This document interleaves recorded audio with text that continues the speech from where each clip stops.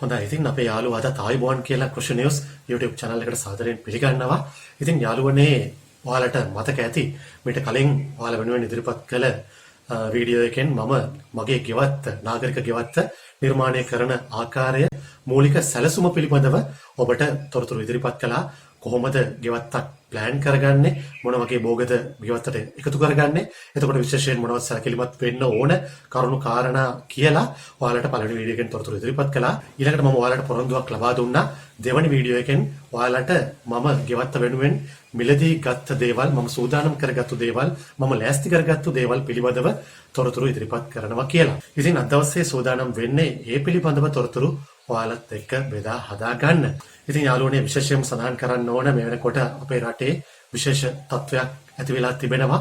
මේ පැතිර යන කොරෝනා වසංගතය නිසා විශේෂයෙන්ම ඒ තත්වය නිසා අපේ රටට පිට රටවල් වලින් ආනයනය කරන ගොඩක් ಜಾති සීමා කිරීම මේ වෙනකොට සිද්ධ වෙලා තිබෙනවා. ඉතින් ඒක නිසා මම නැවතත් සඳහන් කරනවා අපිට අපේ ගෙවත්තේ අපිට අවශ්‍ය වෙන එළවලු පළතුරු ඒ අත්‍යවශ්‍ය දේවල් අපිට වගා කරන්නට සිද්ධ වෙනවා. මේ තත්ත්වයත් එක්ක අපිට තිබෙන හොඳම විසඳුම තමයි අපිට තිබෙන කුඩා ඉඩකඩේ හරි අපිට පුළුවන් විදියට අපේ ගෙවත්ත වගා කර ගැනීම, අපේ ගෙවත්තේ අපිට අවශ්‍ය වෙන දේවල් නිෂ්පාදනය කර ගැනීම. ඉතින් මේ පිළිබඳව මූලික තොරතුරු පළවෙනි වීඩියෝ එකෙන් ඉදිරිපත් කළා. අද දවසේ දෙවෙනි වීඩියෝ එකෙන් ඔයාලත් එක්ක බෙදා හදා ගන්න සූදානම් වෙන්නේ මම ගෙවත්ත වෙනුවෙන් මොනවද මිලදී ගත්තේ, ඒ වගේ වැදගත්කම මොන විදියටද කියලා. ඉතින් මේ තොරතුරුත් එක්ක එකතු වෙන්න ඔයාලට මේ වෙලාවේ ආරාධනා කරනවා. හොඳයි යාළුවනේ, මම කිව්වා මම බඳුන් විදියට තමයි වගාව කරන්න බලාපොරොත්තු වෙන්නේ කියලා. ඉතින් ඒ වෙනුවෙන් පොලිතින් බෑග් මම ඇත්තටම මම නම් වෙළඳ පොලෙන් තමයි මේවා මිලදී ගත්තේ. හැබැයි මේක වෙළඳ පොලෙන් මිලදී ගන්න අවශ්‍ය නැහැ. ඔයාලට පුළුවන් මේ විදියට මේ බෑග්ස් ගෙදරම හදා ගන්න පොලිතින් මිලදී ගැනීම සිදු කරලා. හැබැයි ඉතින් මට ඉක්මනට මේක කරගන්න අවශ්‍ය නිසා මම මේවා ඊයේ දවසේ වෙළඳ පොලෙන් මිලදී ගත්තා. මේ බෑග් මම 25ක් මිලදී ගැනීම සිදු කළා. මම අර කලින් සැලසුම් කරපු දේවල් හදන්න අඩි 1.5ක් විතර උස පොලිතින් බෑග් එකක් තමයි මිලදී ගත්තේ. මේකේ පළල අඩියක් විතර ප්‍රමාණයට තිබෙනවා. මම කලින් සැලසුම් කළ භෝග වර්ග හදන්න මේ බෑග් එක අපිට ප්‍රමාණවත් වෙනවා. විශේෂයෙන්ම කියන්න ඕන ගොඩාක් කුඩා බෑග් මිලදී ගන්න එපා. එහෙම නැත්නම් හදන්න එපා. මොකද කලින් සඳහන් කළ වම්බටු මිරිස්, එතකොට මාළු මිරිස් මේ වගේ දේවල් වල මූල මණ්ඩලය සාමාන්‍ය සෙන්ටිමීටර් 45ක් විතර යටට යනවා. ඒක නිසා තරමක් උස බඳුන් මේ සඳහා යොදා ගැනීම ගොඩක් සාර්ථකයි. මොකද මේ බඳුනේ තමයි සියලු පෝෂක අන්තර්ගත වෙන්නේ, මේවා වර්ධනය වෙන්න. මේ බෑග් එක මිල වලට සඳහන් කරන්න බැරි වුණා. මේ බෑග් එකක් රුපියල් 14ක් වුණා මම වෙළඳ පොලෙන් මිලදී ගනිද්දී. හරි, ඊට පස්සේ මේ තියෙන්නේ මම වගා කරන්න ගත්ත බීජ වර්ග ටික. මේවත් මම වෙළඳ පොලෙන් තමයි මිලදී ගත්තේ. වම්බටු ලේන ඉරි කියන ප්‍රභේදය තමයි මිලදී ගත්තේ. මට ඇත්තටම ගොඩක් කුඩා බීජ ප්‍රමාණයක් තමයි අවශ්‍ය වෙන්නේ. මේ පැකට් එක රුපියල් 40ක් වුණා වෙළඳ පොලෙන් මිලදී ගනිද්දී. ඊට පස්සේ මම මාළු මිරිස් මිලදී ගැනීම සිදු කළා. මේ තියෙන මාළු මිරිස් පැකට් එක. මේ පැකට් එකත් රුපියල් 40ක මුදලකට මට වෙළඳ පොලෙන් මිලදී ගන්නට අවස්ථාව ලැබුණා. මේ තියෙන්නේ මාළු මිරිස් බීජ පැකට් එක. එතකොට මම ඊළඟට බණ්ඩක්කා වගා කරනවා කියලා ඔයාලට කිව්වා. ඒතර මේ තියෙන්නේ බණ්ඩක්කා බීජ පැකට් එක. මේ බණ්ඩක්කා පැකට් එක රුපියල් 40ක මුදලකට තමයි මම මේකත් මිලදී ගත්තේ. හරි, ඊළඟට මේ තියෙන්නේ මම කිව්වා මිරිස් මම වගා කරනවා කියලා, වගා කරන්න බලාපොරොත්තු වෙනවා කියලා. ඒතර මේ තියෙන්නේ මම මිලදී ගත්ත මිරිස් බීජ පැකට් එක.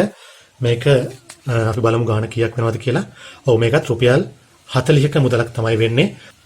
එතකොට යාළුවනේ ඔන්න ඔය විදිහට තමයි මම මේ බීජ වර්ග මිලදී ගත්තේ මගේ ගෙවත්ත නිර්මාණය කිරීම වෙනුවෙන්.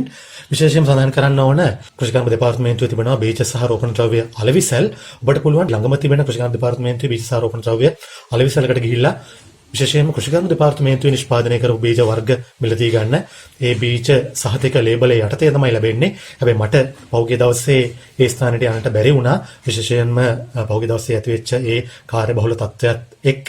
ඉතින් ඔබට මම කියනවා කෘෂිකර්ම දෙපාර්තමේන්තුවේ බීජ සහ රෝපණ ද්‍රව්‍ය අලෙවිසල් වලිනුත් මේ බීජ වර්ග ඔබට මිලදී ගැනීමේ හැකියාව තිබෙනවා.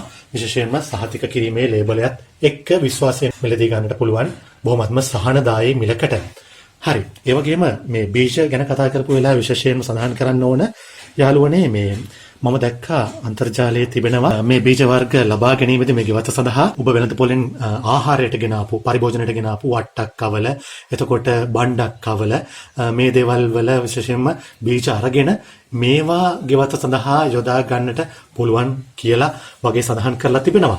හැබැයි විශේෂයෙන් සඳහන් කරන්න ඕනේ යාළුවනේ දැනට අපේ මේ වෙළඳ පොලේ තිබෙන ගොඩක් බීජ වර්ග, ගොඩක් එළවලු වර්ග, දෙමුහුම් වර්ග, විශේෂයෙන්ම හයිබ්‍රිඩ් වර්ග. මේවා පිටරටින් තමයි මේ බීජ වර්ග ගෙනල්ලා අපේ රටේ ගොවි මහතුරු වගා කරලා තිබෙන්නේ. එතකොට මේ හයිබ්‍රිඩ් කියන්නේ අපි නොදන්න මව් සහ පිය පරම්පරා දෙකක් මුහුම් කරලා එන පළවෙනි පරම්පරාව F1 පරම්පරාව.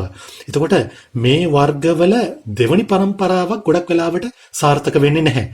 ගොඩක් ලොකු විචලනයක් එක තමයි මේ දෙවෙනි පරම්පරාව හැදෙන්නේ. සමහර වර්ගවල අස්වනු එන්නෙම නැහැ.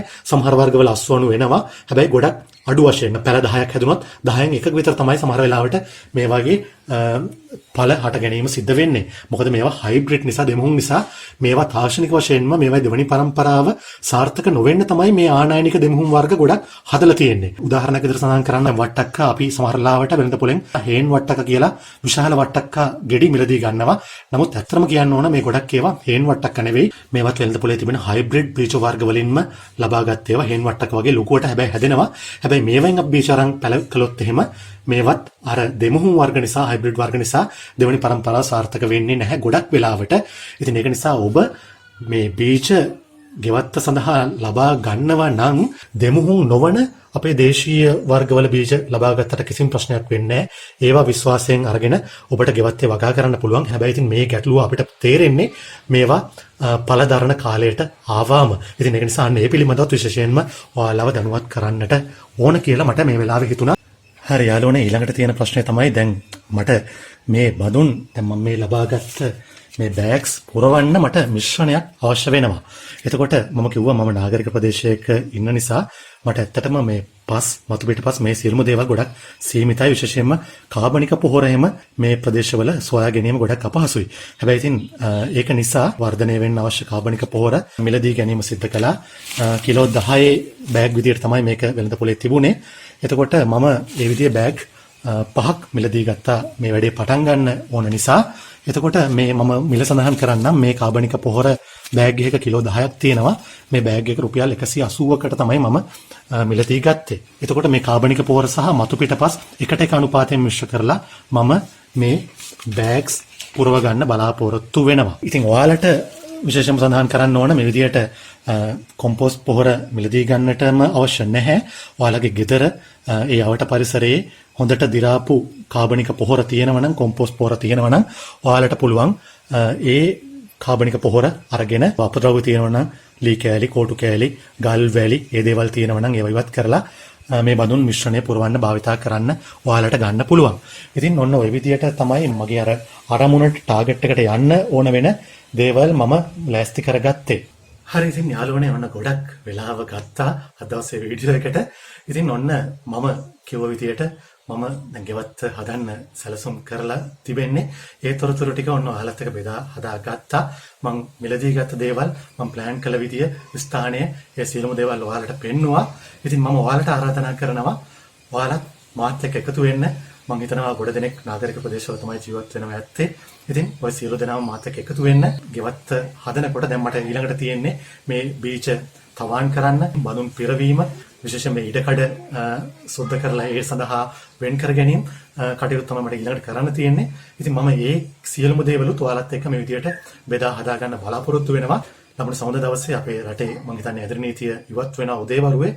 ඉතින් ඔයාලට පුළුවන් වෙළඳ පොළට ගිහිල්ලා මෙන්න මේ දේවල් මිලදී අරගෙන වැඩේට ලෑස්ති වෙන්න, ගෙවත්ත ඔයාලා ගෙවත්තත් වගා කරන්න සූදානම් වෙන්න. ඔබට තේරෙනවා ඇති මේ යන විදියට අනිවාර්යයෙන්ම අපිට සියලුම දේවල් අපේ ගෙවත්තේ නිවසේ සදා ගන්නට සිද්ධ වෙනවා කියලා.